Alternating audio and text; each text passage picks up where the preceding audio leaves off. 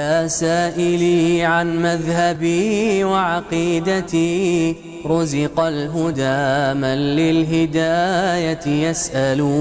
اسمع كلام محقق في قوله لا ينثني عنه ولا يتبدل.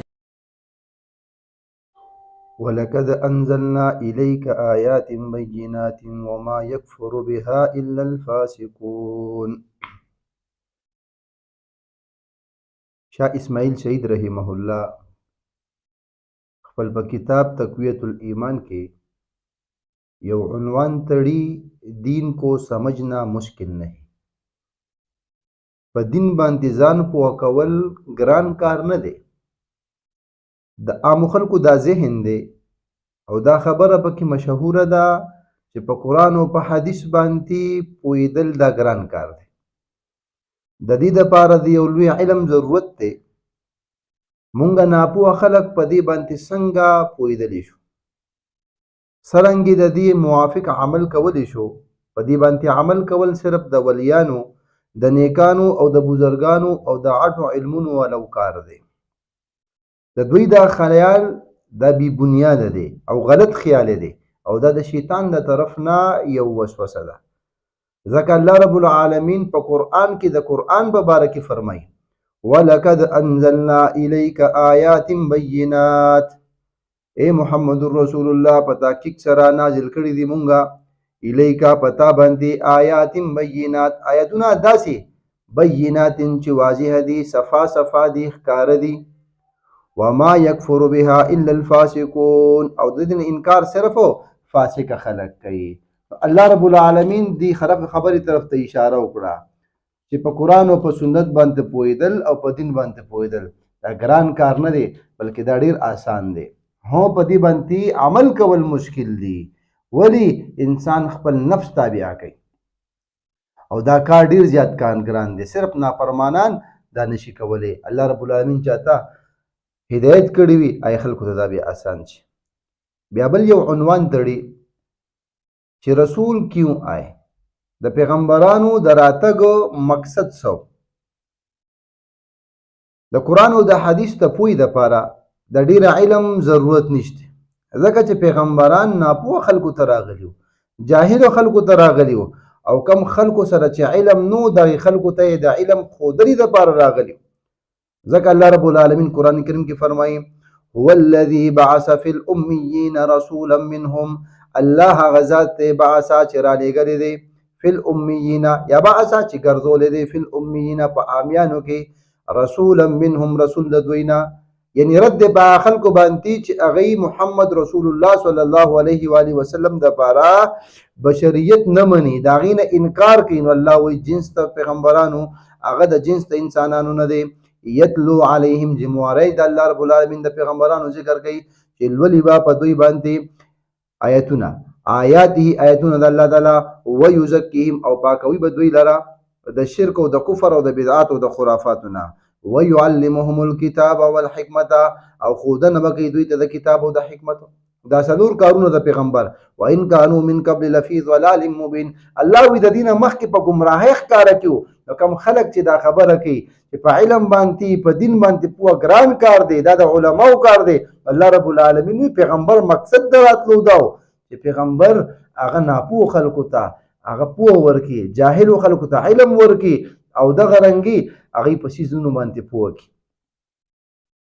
نو دا د الله رب العالمین لوی نعمت چې هغه یو داسې پیغمبر راولېږو چې هغه ناخبرو ته خبر ورکړو، پلیتان یې پاک کړل، جاهلانو نه عالمان جوړ کړل او ناپوه یې پوه کړل، او دغه رنګې کوم خلکو نه چې لاره خطا شوې وه هغه یې په نیغه لاره باندې راوست.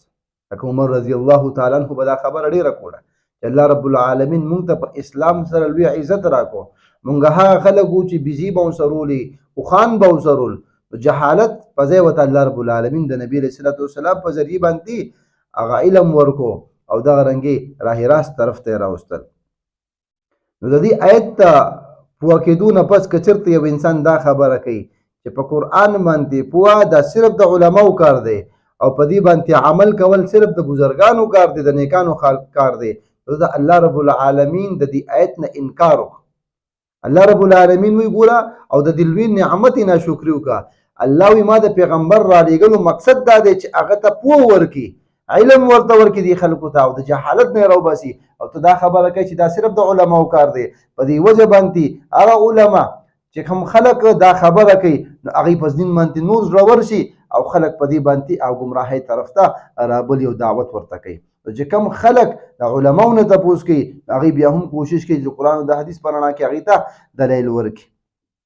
دا خبره کول دا د الله رب العالمین د نعمت ناشکري ده.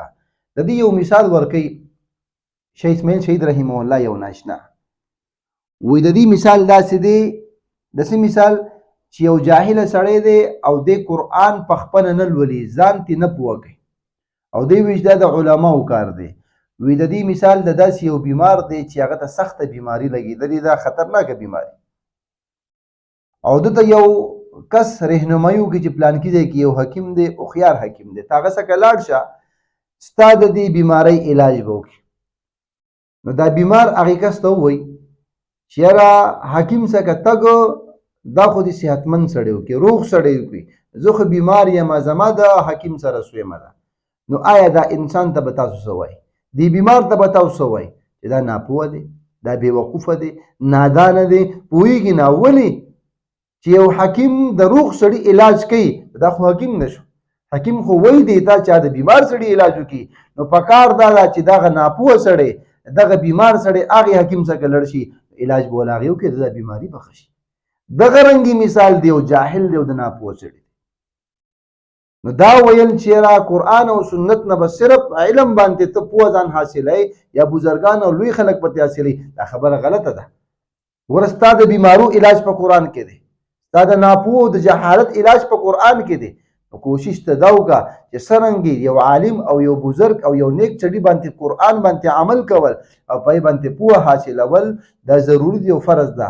دغه رنګي په یو ګناهګار انسان باندې، په یو جاهل انسان باندې دا لازم او ضروري ده چې د قرآن باندې ځان پوه کړي او د خپل د دې بیمارو چې هغه جهالت دی، ناپوهي ده او دغه رنګې بېوقوفتیا ده او د غلطې لارې باندې تګ کول دي، د دې علاج د قرآن کریم د الله رب العالمین په فرمان سره وکړي.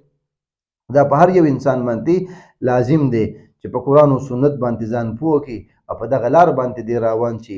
څرنګه چې قرآن او سنت باندې عمل کول او پهې باندې پوه کول دا د علماو ذمهواري ده او د بزرګانو د نیکانو خلکو ذمهواري ده.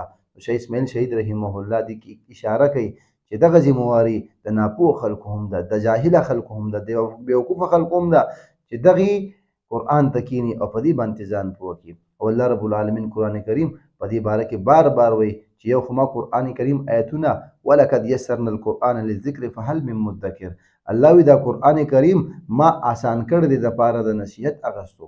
چې یو انسان د قرآن نه نصیحت اخلي د قرآن هغه ته آسان دی. یو انسان قرآن ته کښېني نه څنګه به ورته آسان شي. او د دنیا یو کار هم داسې نه کېږي. که چېرته زه وایي پیسې وګټم نو خامخا دی دپاره مزدوري کوي، که چېرته زه وایي زه شهرت واخلم خامخا دی دپاره محنت کوي.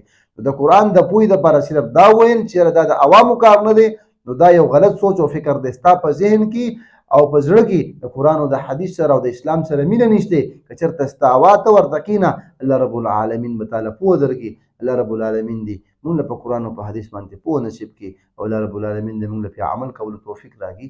اقول قولي هذا استغفر الله لي ولكم ولسائر المسلمين. دعوت اهل حدیث ٹی وی کی ځانګړي او مستند معلوماتو باندې مبني بشمیره تعلیمي او دینی ویډیوز لپاره زموږ پاڼه سبسکرایب کړئ او زموږ د نوي ویډیوز نه د اپډیټ لپاره په بیل آیکن کلیک کړئ.